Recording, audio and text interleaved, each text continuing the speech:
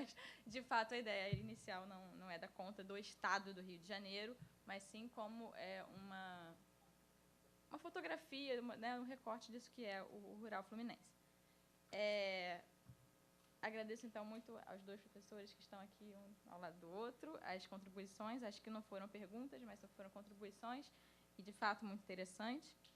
E, por fim, a pergunta do Godinho, que, na verdade, se relaciona um pouco, eu acho, com a contribuição que o professor João trouxe, que é essa questão de fato, e eu acho que é uma forma muito interessante de olhar, que é exatamente isso, como é que a gente se trabalhar essa questão não só da fragmentação, né, mas da hierarquização, né, daquela tríade hierarquização, fragmentação e homogeneização, no que seria o rural. Então, eu acho que tem... eu não, de fato, não tenho respostas mesmo, assim, mas tenho intuições de que, de fato, dá para a gente trabalhar essa questão no rural, inclusive pensando exatamente com essa produção em relação, representação de um rural em relação ao urbano, então que se cria aquilo que a gente chama um pouco dessas novas, velhas formas, então, do modo de ser do capital em relação até esse espaço rural, que, bom, de fato, como o professor Elió falou, não dá para a gente partir desses conceitos como um ponto de partida, mas, e sim como um ponto de chegada. E aí, quem sabe, nesse ponto de chegada, eu chego à conclusão de que estão se criando novos espaços de fragmentação nesse rural fluminense.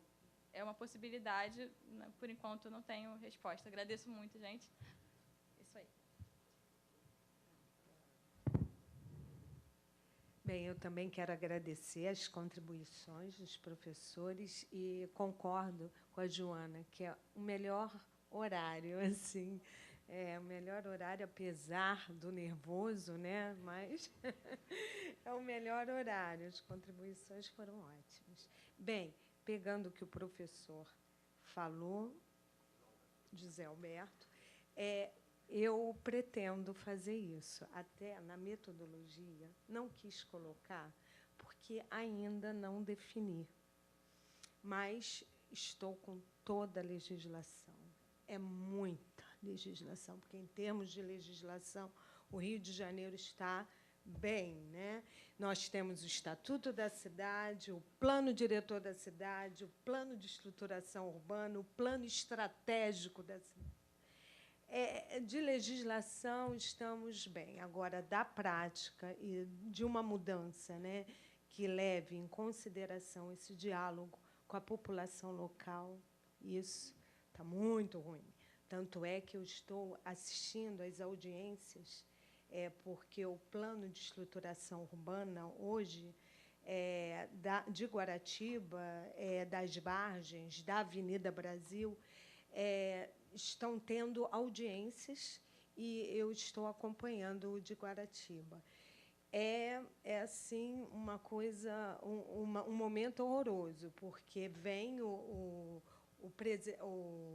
coordenador do PEU de Guaratiba, então coloca, junto com arquitetos, com show pirotécnico, que aí a população está lá, né? Os pescadores estão lá, estão os sociólogos, porque na região tem, principalmente de Barra de Guaratiba, tem um grupo muito interessante de moradores que pensam o espaço, de filósofos, sociólogos, por isso que eu quis até destacar o discurso.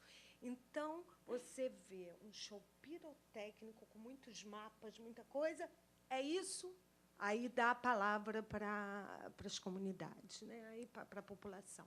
Falam, depois eles recolhem tudo e vão embora como se a audiência fosse uma maravilha. E, ao mesmo tempo, a população que não entende, o grupo que não entende aquilo, que só, com muitas imagens na cabeça, achou até bom, a princípio, porque, imagina, ciclovias, uma coisa louca. O Peu das Vargens, então, não tenho que tirar. Aí depois, caramba, ciclovia onde? Na minha propriedade, no meu sítio, passar uma ciclovia, e depois é que eles percebem isso. E aí a sugestão que o professor deu das oficinas é fundamental, só que fazer, né, oficinas, a gente vai ter que fazer o grupo, né, porque realmente é o ideal, onde você tem a população, né, onde, principalmente nas escolas também, né, fazer uma oficina com os pais dos alunos das escolas lá.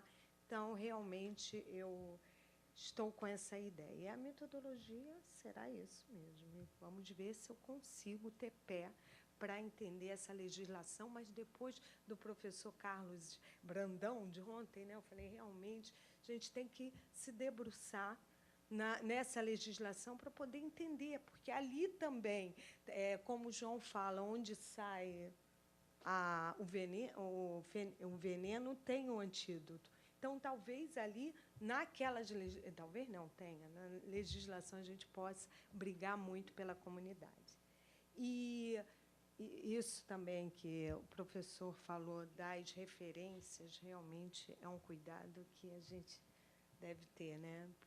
Porque eu, pelo menos na minha apresentação, eu coloquei no livro, o livro que eu tenho, né? A edição do livro. Então, realmente, enrola. Muito obrigada pela contribuição. Bom, a gente tenta, em 15 minutos, falar o máximo, né, que a gente consegue, então fica um monte de coisa de fora, né? Depois a gente pensa, poxa, eu não falei isso, eu não falei aquilo. De fato, no capítulo 3, eu foquei muito mais nesse aspecto de dominação da escola, né? Mas a ideia do capítulo 3 é justamente discutir essa contradição da escola enquanto um espaço de dominação e libertação, né? Assim como as outras instituições também, mas sempre focando na questão da escola. Esse movimento de ocupação que a gente está falando, que aconteceu na educação básica, não teve uma participação assim da UNE, né, de movimentos, foi uma coisa mesmo ali dos estudantes, eu acho que muito inspirados pela luta que começou em São Paulo, né? E aí os professores do Rio entraram em greve, em apoio a essa greve os estudantes começaram o movimento de ocupação, que, apesar de ser em apoio, foi uma coisa desvinculada, né, da greve dos professores e teve muito mais força e peso do que a própria greve, que foi uma greve longa, mas de pijama, né? Então, não foi nada muito radical. A questão da referência, eu acho que vale a gente colocar sempre uma nota de rodapé com a data original, né, em que a obra foi escrita, porque a gente traz a edição que a gente trabalha por norma da ABNT, né, que a gente segue, então fica assim. Fora isso, seria só divagação da minha parte, tentar responder qualquer coisa. Então, eu agradeço as colocações, e é isso.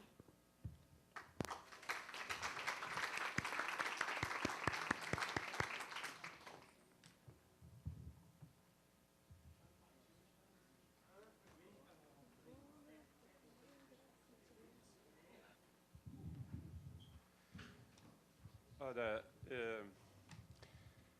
queria proferir umas palavras, naturalmente, de introdução muito merecidas aos organizadores que, enfim, que tiveram o atrevimento de me convidar, não é? E eu queria manifestar-lhes este agradecimento, este reconhecimento, que é sobretudo uma prova de amizade. E queria dizer também que é para mim uma honra poder estar aqui a participar neste encontro e que tem sido uma experiência muito favorável, muito positiva de aprendizagem.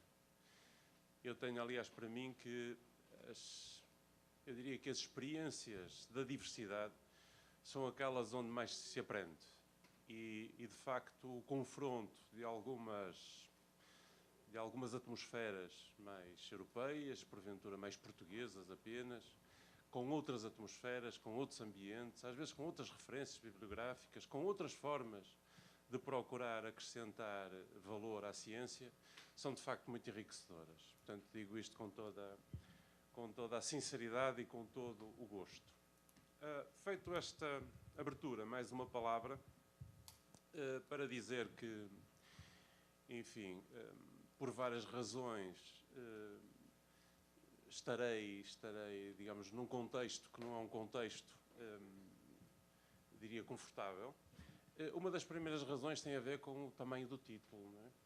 Que é uma coisa muito comprida e que me obrigou a confrontar, e de que eu sou naturalmente responsável, embora tenha havido uma encomenda, mas, digamos, assumo aqui a responsabilidade, mas que me obrigou a confrontar com os problemas da superficialidade ou da generalidade ou da abordagem de muitos temas de uma forma ligeira.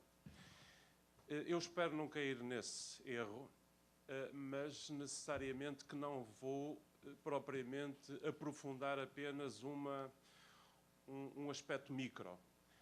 Eu digo isto, e digo isto também com a consciência de que é possível, é interessante, e eu diria até que é socialmente útil, não apenas a pesquisa de aprofundamento e de reflexão aprofundada sobre determinados temas que podem ser microtemas, como as abordagens mais gerais, abordagens mais largas, tentando de alguma forma dar coesão a vários temas. Portanto, é um risco que eu corro, sei que corro.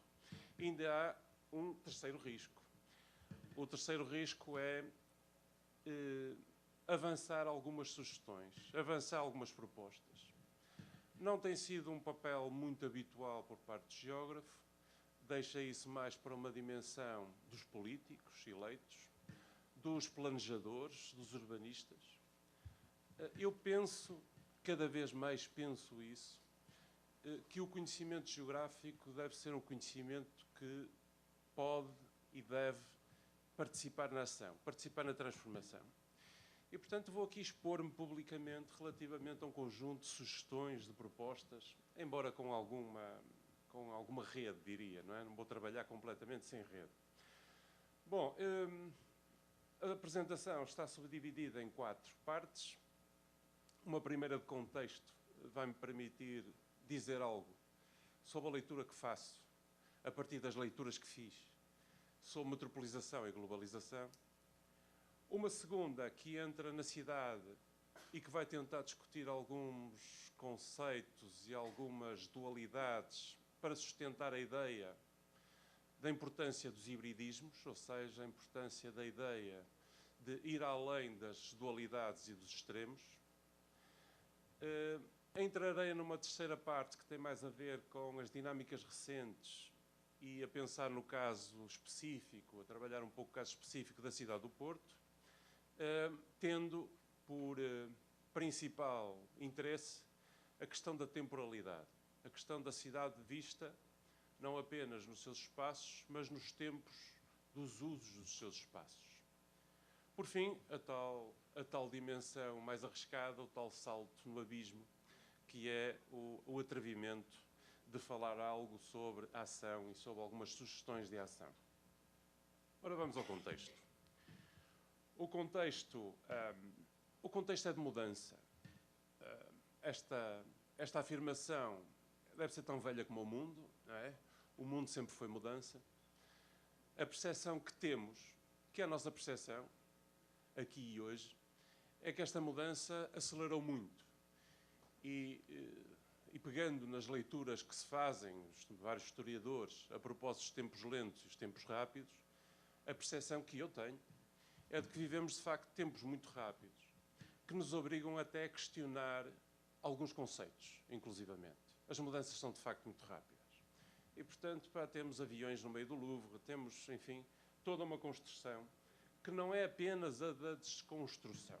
É outra tese que eu também pretendo desenvolver, ou pretendo abordar, enfim. Primeira reflexão. A reflexão introduzida por Brucken do global shift do capitalismo. Portanto, está a acontecer uma mudança no capitalismo. Uma mudança significativa que tem a ver não só com a desindustrialização daquilo que chamávamos centro, e que podemos continuar a chamar, mas enfim, mas este nome vale cada vez menos, já lá vamos, este conceito, à escala mundial. Portanto, a desindustrialização do centro com complexificação dos fluxos de bens e capitais. Isto significa que hoje a relação não é de um centro e de uma periferia em que um comanda e o outro é dependente, mas é de uma fortíssima interdependência, em que as relações de poder se colocam em várias dimensões, que não apenas a económica, e em que, sobretudo, estas relações não é uma relação entre uma região do mundo e o resto do mundo. É bem mais complexo. Ontem falou-se um pouco nisso. Ontem, a propósito, por exemplo, da China, numa das questões que eu coloquei e que trouxe aqui alguns dados. A China é o produtor de 50% do aço do mundo. A China tem investimentos em água e energia no Reino Unido. A China está a comprar bancos e jornais em Portugal. Está a comprar terras e minerais em África. E, portanto, dizer que a China é periférico é um pouco complicado. Dizer que a China está no sul face ao norte é um pouco complicado. Como será complicado, de resto, nós falarmos do mundo e pensá-lo apenas numa lógica norte-sul em geral, ou mesmo este-oeste, como costumava ser confortavelmente fácil olhar para o mundo. Portanto, a ideia que eu queria trazer